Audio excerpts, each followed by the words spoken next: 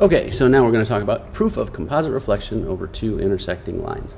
So the key thing here is when we're doing this proof, we're showing that in general, that if you do a reflection first over one and then another intersecting line, the result is rotation of twice the magnitude, that is twice the angle between the two lines in the direction of those.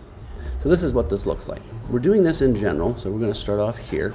And what I'm going to do is I'm going to run through the steps that it takes to do this and kind of go along and explain what I'm going to be doing as we go. Okay? So the thing is, what we're going to be doing is doing a reflection first over line 1, then over line 2. So we write it like this, of the point A, right? That's what we're going to be doing. So step 1 would be reflect over line 1, A. And so if we did that, we'd have the same perpendicular distance on the other side. And then we would label that A prime, because that is the result of that reflection. Then we would take A prime and reflect it over line 2. And then I'm just going to go ahead and write the next step, which is to label that A double prime. So if we reflect this over this, we would expect it to end up being about over here, okay?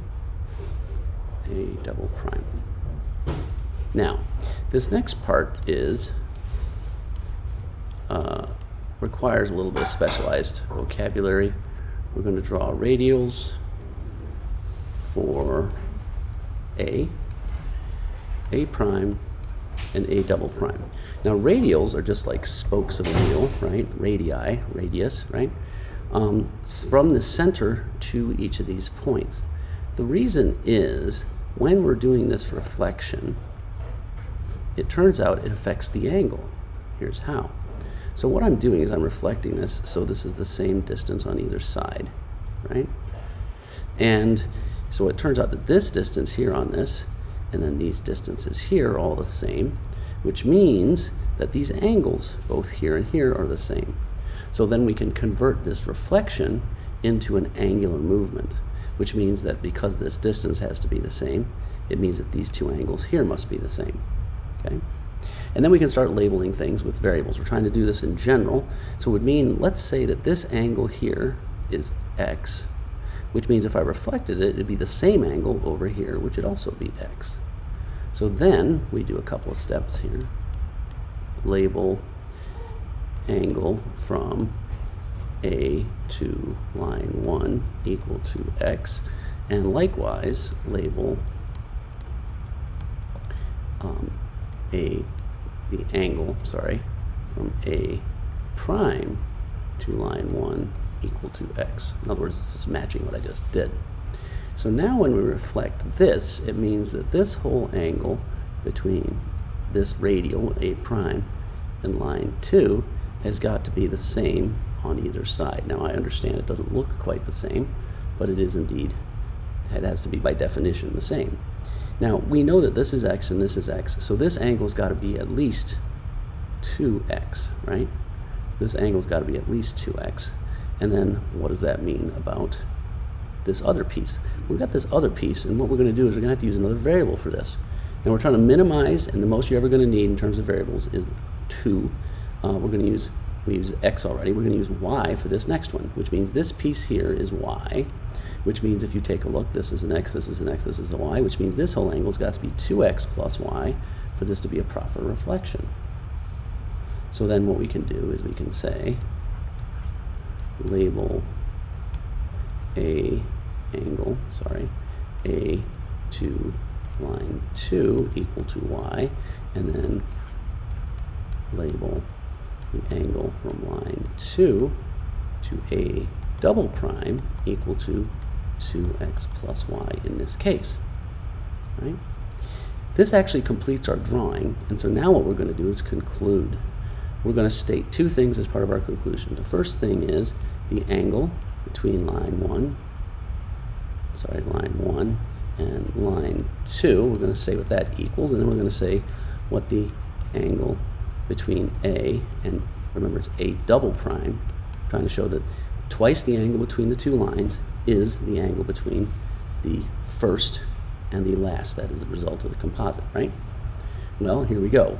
Between line 1 and line 2 is this here, aka x plus y.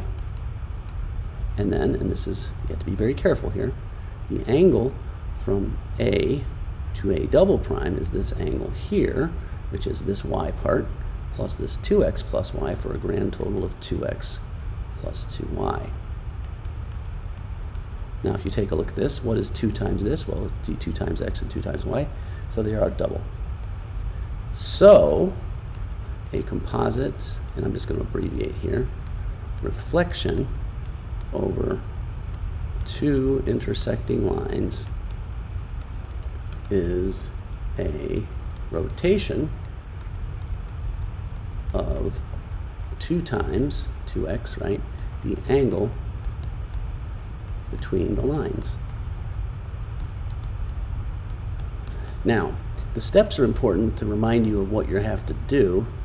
These parts here, this, the 2 conclusions, and then the statement of what it is, are required, along with the labeled drawing, A prime and A double prime in the right spot, radials drawn in, and angle measures indicated. So I'm going to do a couple more examples, but I'm not going to go through the steps or the conclusion. Well, I'll do this part of the conclusion, but the last sentence here is always going to be the same for any of these. Okay? So here's another example. If I have A, I'm still going to do a reflection first over line 1, and then a reflection over, let's make that look like an L, over line 2 of the point A, right? So the first would be reflect over line 1, right? Label that A prime. Then reflect over line 2, label that A double prime. Then following my script, I'm going to draw in the radials, just like that. And now I'm going to start labeling angles. I'm going to start with my first. From A to A prime has to have the same angle, so we'll call that x, which means this has to be x. Remember, it has to be the same angle. If we've got another unknown, which we do, we have to use y. And we know that if we reflect A prime over line 2, it means these 2 angles have to be the same, so this has to be y. So, when you're talking about the angle between line 1 and line 2, that's going to be this x plus y.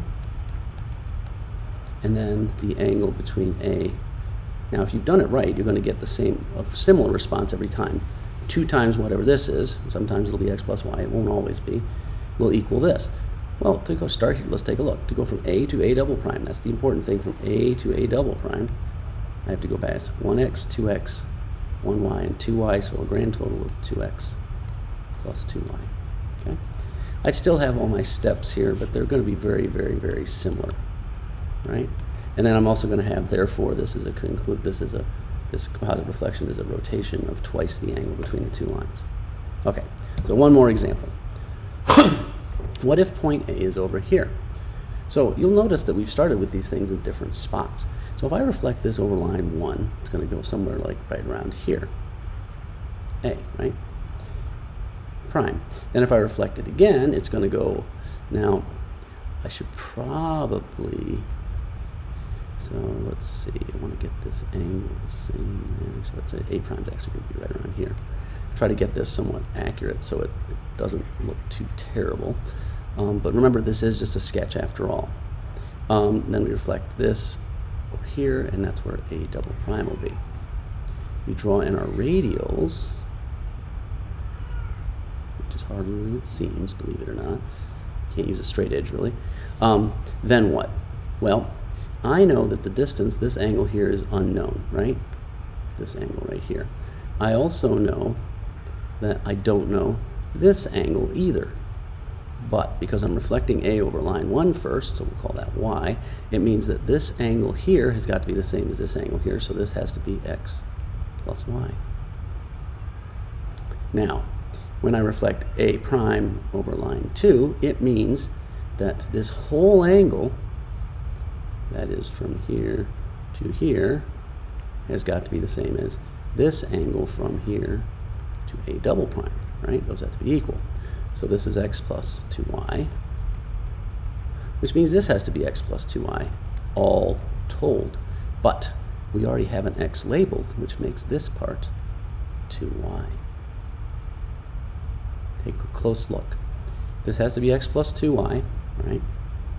Because you have a y plus another y plus the x, which means this whole angle has to be x plus 2y, but x is already taken up between line 2 and a double prime, so we only have 2y left.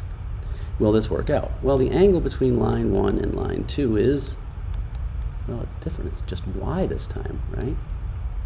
And then the angle between a and a double prime is equal to, well, it's a to a double prime. How far? Oh, 2y. Will it work out that it's still twice the angle? Yes. We're trying to prove that, remember. So, now those are some examples of proof of composite reflection over intersecting lines.